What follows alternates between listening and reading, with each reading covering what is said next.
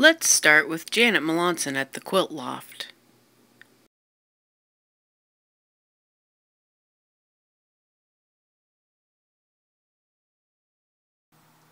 When did I start quilting? I started quilting about 1980 in Montreal. I took a course and then I came here in 1992 and started quilting really well. The reason I started my business in 1999 is because I figured everybody had lots of quilts to do and not enough time to quilt them. It takes you about 5-6 weeks to hand quilt. So I bought a machine and I started then, and it just took off. Okay, the reason I chose the Gamble Classic model is because when I started there wasn't a lot of quilting machines available.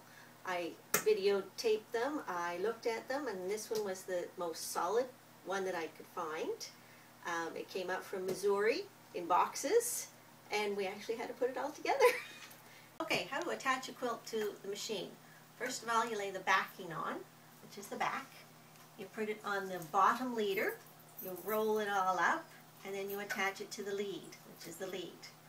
Next you put on your top and attach it to another roller, roll it all up, bring it forward to make sure it's even. But before you attach it, you insert the back in between and let it loose hang. Once it's all attached, you roll it up nice and tight. You attach your side things to keep it taut, and then you start quilting, as long as you know what you're doing. Alright, this is the side I would use if I'm doing stippling or anything freehand. So I can see what I'm doing, move the machine, and keep going. Okay, if I do a pentagram, which I'm doing on this quilt, I have to do it from the other side of the machine. Come on over and I'll show you. This is the side I do a pentagram from, which is a pattern on the board, which is a laser light, and I follow the laser light and just quilt. I'm not looking at the quilt that much, just every once in a while, but this is how I do the pentagram. There. Alright, this is keep going, and you'll be able to see how the machine quilts as I'm quilting.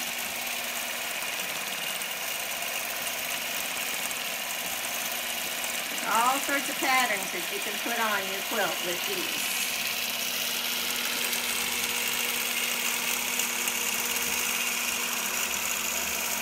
On the Gamble machine, they have a double bobbin, which means I don't have to replace my bobbin thread as much. I have an automatic winder here. While I'm quilting, it will wind itself. There's another bobbin underneath. Okay, when the bobbin runs out, I snip the thread, bring it over.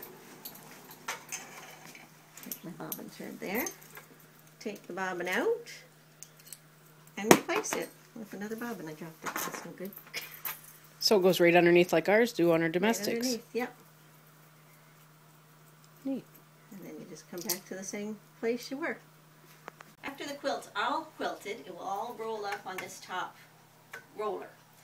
You'll unpin it all from the bottom, roll those winders back up, and then take the top roller, unroll that, and unpin it there. And your quilt's finished, except for binding. I have a Husqvarna Viking, and I've had that for 11 years. I really like that machine. It has lots of the options that I want in it. I also have a few other machines. I have a featherweight. I have an old crank machine I just got from my aunt in Scotland. And I have a few other ones that are hanging around.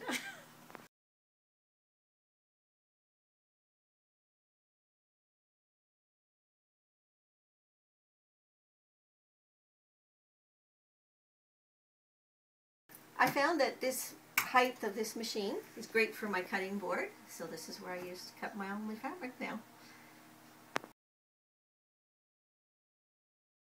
You can quilt that out, that's what I've heard. You can quilt that out, that's the word. You're the professional, anything is possible. I know it's not perfect,